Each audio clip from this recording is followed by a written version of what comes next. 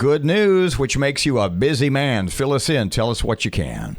Very busy, man. As you guys know, we've been working on a plan to open a state fair for almost a year now. Of course, due to the high COVID numbers and the state of the pandemic back in the fall, we were not able to open the full state fair. We did have a food court and a livestock show, but we've continuously been modifying this plan, and thanks to the governor, to Chief Butch Browning, to the leaders at the Louisiana Department of Health, that recently during the phase change into the phase 3 that we're in now, they did allow for fairs and festivals to open potentially.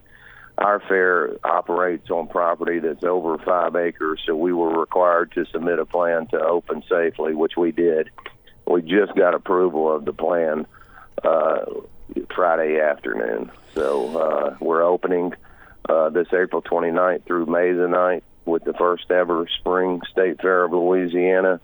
Once we put it to bed, we'll begin planning the fall state fair in October. How big will this fair be? Will it compare to your fall fair, or are you having to trim some things back? We're trimming some things back, but you'll expect to come in and find a full carnival ride midway with at least 40 rides. We normally bring about 60 to the fall fair. We will have an entertainment stage with live music. We will have the family attractions. We have several things booked. We have a thrill show booked. We have a parrot show booked and several other family attractions. So we're still working on finalizing a couple more to add. We'll have some street entertainers such as Rocket the Robot will be coming, Dallas the Fire Guy, Nick the Escape Artist. We'll have a full midway of food and non-food, and we'll have a commercial indoor exhibit building.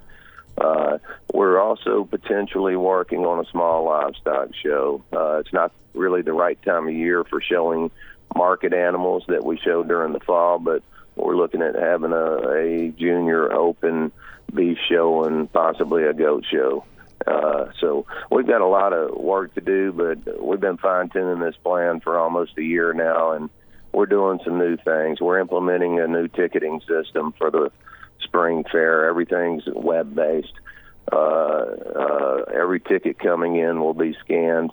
We'll also have digital counters at the exits that share real-time information so that we'll know how many people are inside the fair at any one time of operation, which our maximum capacity was approved at 11,841 people can be inside the fair at any one time.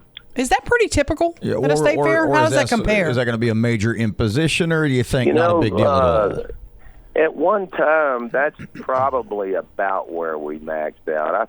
We may get up to about 15,000 at one time, but on our very busy days, like a Saturday, we've done as many as 30 and 40,000 people during the day. But on a Saturday from 10 a.m. to 10 p.m., that crowd changes over 2 or 3 times during the day. So we'll be able to meet our budgeting numbers, it looks like, with the capacity given to us. That is another new thing. On the weekdays, we're going to open at 12 noon and close at 10 p.m., and on Friday and Saturdays, we're also going to close at 10 p.m. How's about rules for fair patrons inside? What's the deal with that? Say again, I didn't hear you. The rules for patrons inside the fair, masks, distancing. You had mentioned last time we talked about alcohol sales in one specific area. Run those down for us. Correct. We're following all of the current guidance for a fair and festival, which it does require face coverings, both inside buildings and outside buildings. Face coverings are not supposed to be removed unless you're sitting down eating food or consuming beverage in beer gardens. And part of the guidance for opening a fair or festival, the current guidance requires alcohol consumption to be confined to a beer garden area. So we're going to barricade off large areas around the bars at the fair so that we can accommodate those that want to consume adult beverages. Chris, just a little personal note that you don't know about. I'm a big fan of the TiltAWhirl. Will Awesome. those rides be cleaned off between every rider, and then obviously if that's the answer is yes, then there's going to be a little bit of a delay. I mean, you need to be patient if you're getting on and off the rides, right? Well, fortunately, the carnival that we bring in, Crabtree Amusements, was able to operate during the pandemic last year. They went out west and did the South Dakota State Fair and a few other fairs out west, and they're currently operating in Texas right now, in Buda, Texas. They were set up a couple weeks ago in Killeen, Texas, and he's got an impeccable COVID plan and has already been operating several events under that COVID plan, which he does have a product that he sprays on the rides for an initial disinfection. That product is known to last for up to a couple of weeks. But yes, they will be cleaning all of the high-touch surfaces between riders, and lots of signage, lots of hand sanitizer stations, and most of the rides that Crabtree will be bringing are already social distance, open air rides. Gotcha. And what about rodeo? Got a great plan for what that. about rodeo? Not going to be a rodeo for the spring. In fact, we're not doing anything in Hearst Coliseum. The State Fair isn't during the spring.